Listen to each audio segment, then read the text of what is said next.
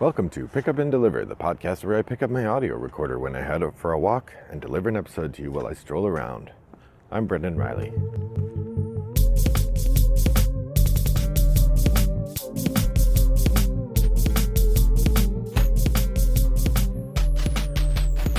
Well, good morning, listeners. It is a lovely day here in suburban Chicago. The sun is out, the birds are tweeting, neighbors are getting ready for some sort of trip, or perhaps going to work. And generally it's a nice day for a walk. As I have been for the last couple of weeks, I went to Toggle Gaming last night. Had some really fun games there. It was the night, often I'll go and I'll glad hand and do some play testing, so I'll have some nights where I don't do a lot of gaming at the event, and then there are other nights when it's like a night for gaming, so I actively get into games as much as I can. Last night was a night for gaming, and I got to play 4 really fun games. So it was a good night from that perspective.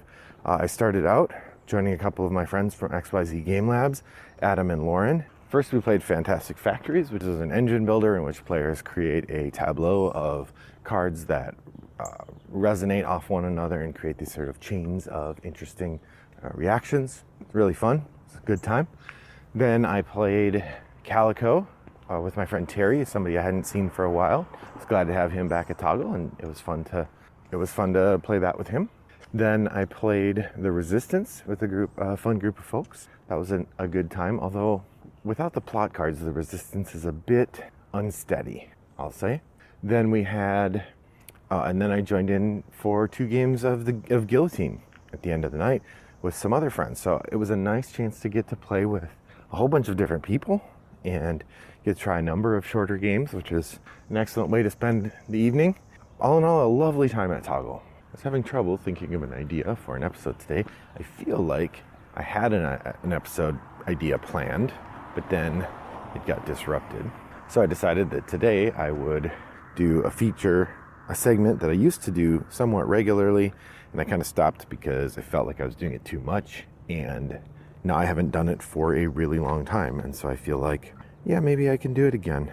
And so I am doing The Geek Asks. In The Geek Asks, I take my arrogant self that imagines the whole universe revolves around me, and I tie that to Board Game Geek. I go to the recent posts on Board Game Geek, and without looking at the actual subject of the posts, I just read the subject line of the forum, and if that subject line is a question, then I answer it like it was asked to me directly.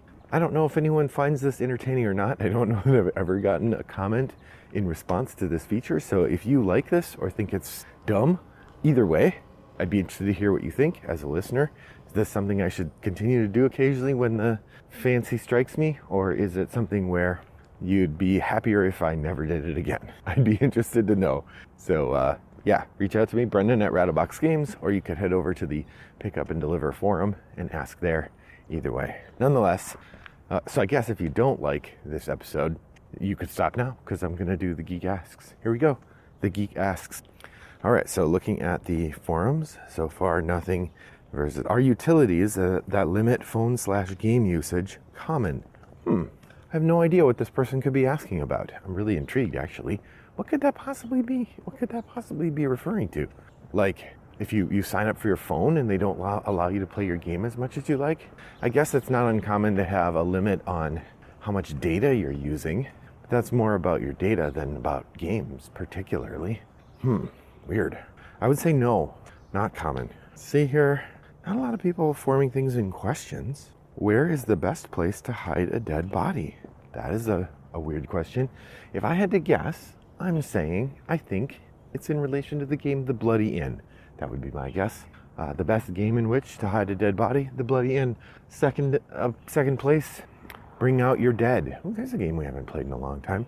Bring Out Your Dead is a game about being a medieval cemetery guard and putting corpses in graves. Comes with these little cute coffin-shaped meeples that are pretty delightful. So I would say in a medieval cemetery. But in all seriousness, not on your property. If you have access to it, a remote wilderness spot in the water is probably your best bet if you want to hide that dead body. I guess it depends on how important it is that it not be found. Oh, that's grim. Sorry, that was a rough way to start the morning. Let's see, rulebook editor / designer needed? Oh, I thought that was a question mark. It's an exclamation point. Yes, it is needed. How do I ask for a thread to be pinned? Not sure. That is in the technical help question forum. Yeah, there's a bunch of ones today that are intriguing but not questions. There's one called I don't know what it's called. One called you should be using PowerPoint to make your rulebook and here's why. That sounds terrible. Dungeon crawl adventure game with lots of loot. Looking for recommendations. What would my recommendation be for a dungeon crawl adventure game with lots of loot? I guess it depends on what kind of experience you're looking for out of it. Gloomhaven's not a good answer there because there's not much loot in Gloomhaven. Although the point of loot, I feel like, would be that you get to see your character advance, right? It's not just the accumulation of stuff, but rather the use of that stuff to buy, snazzy weapons and to advance the character. And in that regard, Gloomhaven does do that. That's a big part of what Gloomhaven does.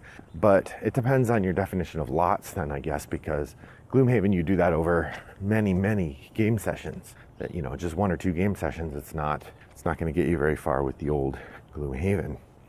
But I would say Gloomhaven is your answer there. I mean, if you want a dungeon, quote-unquote dungeon crawl, I guess maybe ink and gold. You're all going into an Incan temple, and you get lots of loot, unless it collapses on you. All right, here we go. A game to decide what to play next? ? I don't think that sounds fun. In part because deciding what to play next is always a challenge. Sometimes somebody's in the mood to play something specific, and then you can say, "You in the mood to play something specific?" And people say, "Yeah," and then we play that. Sure, great. A lot of times people aren't in the mood for something specific. They just are in the mood to play a game, and we spend a lot of time dithering about what game we're going to play. In that regard, I don't know that having a game help me decide would be useful, because ultimately then it would feel like the game, ultimately then I would still have a feeling about whether I wanted to play the game that the game decided I should play. And then do I feel obligated to play the game decided I should play? In which case, do I really want to play a game I have to play because I'm obligated to? Shouldn't I want to play it? In which case, I'm back to where I started. I was listening to the Office Ladies podcast, and Jenna Fisher talked about something really interesting. When she has a decision to make that's binary, yes or no, and she can't make up her mind about the decision, she'll sometimes flip a coin to make the decision. But here's her trick. When she flips the coin, that tells her which way her decision should go. And then she steps back from that to ask herself how she feels about the way the coin flip went. Because she says often it's the loss of the choice that gives her the insight into which way she really wanted to go. That if she can't make up her mind between one thing and another, and she flips a coin and it's option A and she feels disappointed, well, then option B is the one she should have chosen, so she chooses option B. Like, she uses the coin to force a decision in order to activate her emotional response. I thought was a really neat idea. I haven't tried that myself yet, but at some time it's in my toolbox now to try in the future. So ultimately I would say no, I don't really want to play a game to decide what to play next. Although I have mentioned a number of times, I did create a kind of organizational system for my games in which I have a binder with all sorts of cards in it, and I have all my games organized by a place, and et cetera, et cetera. So I did kind of do that. All right, on to page 2 of recent comments here on Board Game Geek. Unmatched for a newbie, ? Well, the way to find a partner is to go to a public gaming event or start playing things, and pretty soon you'll be matched up. No, I'm kidding. This person's asking whether Unmatched is a fun game to play if you're new to it. I would imagine it is. Rome, board game shops with good prices, ? Looking for Game of Thrones LCG 2nd edition. Well, I presume this person is in Rome, and they're looking for an out-of-print game and for a board game shop with decent prices. I guess I don't know the game market in Italy, but in America, board game shop and decent prices don't generally go together. Most board game shops in the United States charge full retail for their games. There's one significant chain that I know of that doesn't. That's the Gaming Goat. They have several dozens of stores around the country, and their model is to charge pretty close to what Amazon charges, actually. So that's kind of how the Gaming Goat works. Weirdly, in most Gaming Goat stores, there's no prices on the box. To find out how much a game costs, you have to bring it up to the front, and the clerk will look it up and tell you how much the game costs, which is an interesting thing. I think that part of that is how they get around the minimum advertised price policy from Asmodee. They don't advertise the price. But in general, in the US at least, when you go to a board game shop, you are paying for the shop itself along with the game. You're paying for the experience of getting to shop for a game in person, getting to pick up and feel the game and hold it and move it around. And that costs money because someone has to pay to have a space and pay to have all the games sitting there, pay to have someone to take your money if you decide to buy one. So most games in the United States are sold at or close to retail, which means they're expensive.